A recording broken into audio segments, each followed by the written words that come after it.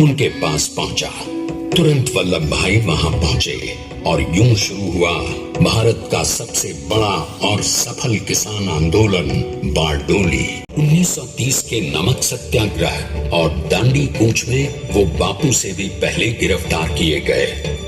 तो सन 1932 में फिर उन्हें बापू के साथ ही जेल में 2 सालों के लिए डाल दिया गया।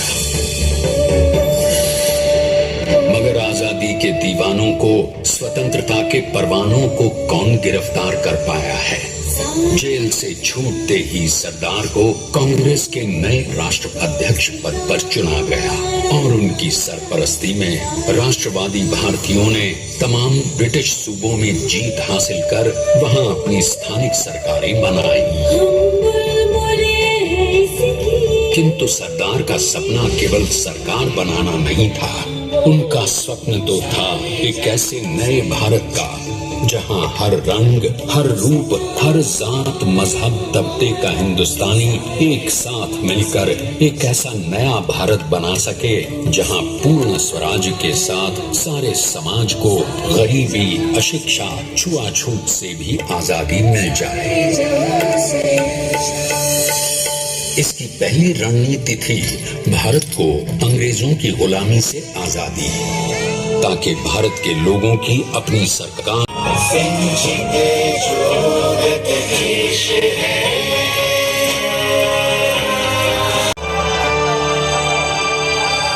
विनम्र किसान का बेटा था वो दृढ़ता का भंडार।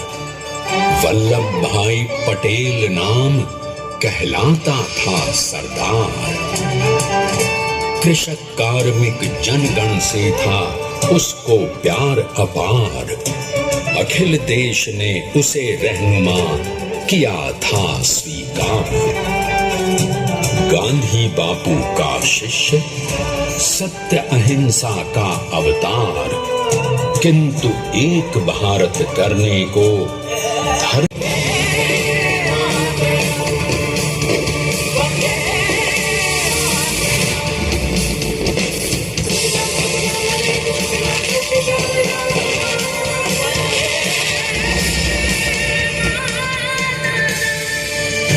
स्वतंत्रता के स्वप्न के सच होने के साथ अब सरदार पर कई एक नई जिम्मेदारियां थीं।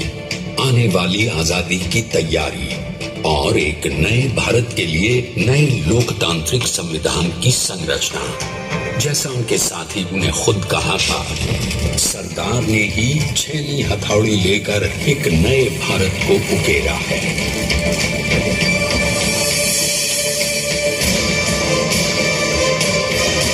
स्वाधीनता तो प्राप्त हुई, लेकिन खंडित भारत में भी उठते विभाजनवादी अंधकार को अभी दूर करना था। जब देश के खंड खंड होने का भय उत्पन्न होने लगा, तो सरदार ने निर्भय होकर खुद अपनी केंद्र सरकार और साथियों को भी चुनौती दे डाली और जम्मू कश्मीर को बचाने के लिए सारे देश का आकाश वायुयानों से भर गया।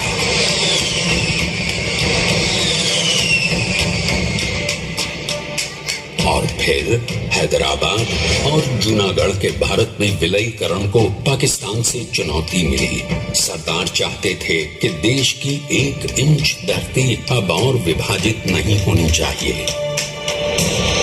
नए भारत को एक करने के लिए समझा बुझाकर, मना कर 565 रियासतों को सरदार ने अपनी सूझबूझ, सदाशयता, संबल से एक नए स्वतंत्र भारत का अभिन्न अंग बना लिया। हमारे इतिहास में अखंड भारत के पुरुषार्थ का ये एक महानतम अध्याय है। जैसा उन्होंने स्वयं कहा था, हमें नए धागों को पुराने ताने बाने में ऐसे पिरोना है कि एक दूसरे में गुंथ जाए और बेहतरीन बनावट वाला एक नया भारत उभर कर सामने आ सके। अंततः अपने वज्र दृढ़ संकल्प से एक नया विराट विशाल एक भारत श्रेष्ठ भारत बनाकर दिखा ही दिया सरदार ने।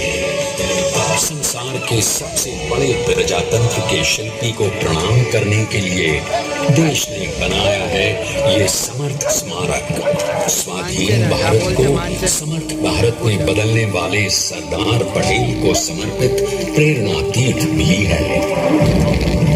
प्रधानमंत्री श्री नरेंद्र मोदी के नेतृत्व में बनी विश्व की इस विशालतम प्रतिमा के सामने आकर सारी दुनिया जैसे स्वयं भी नतमस्तक हो जाती है।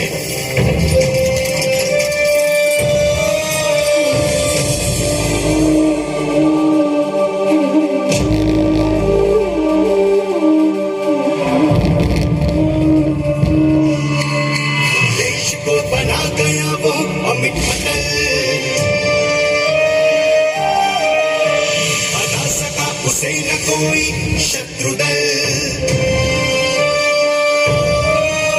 चट्टान के समान सा पुरुष प्रबल। पटेल को स्वदेश का सम्मान है, पटेल को स्वदेश का सम्मान।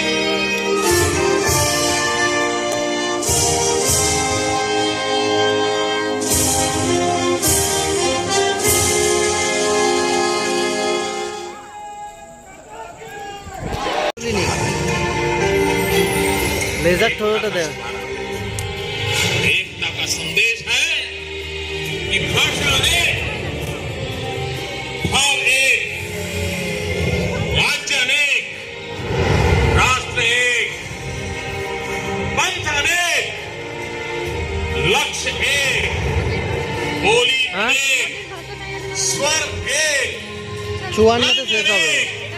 तिरंगा एक, समाज अनेक, भारत एक, रिवाज अनेक, संस्कार एक, योजना अनेक, मकसद एक, कार्य अनेक, संकल्प एक, राह अनेक, मंजिल एक, पहनावा अनेक, प्रतिभा एक, चेहरे अनेक, मुस्कान एक। ये एकता का संदेश लेकर के हम चले। और भाइयों बहनों, ये भारत की विशेषता है, विविधता में एकता। यही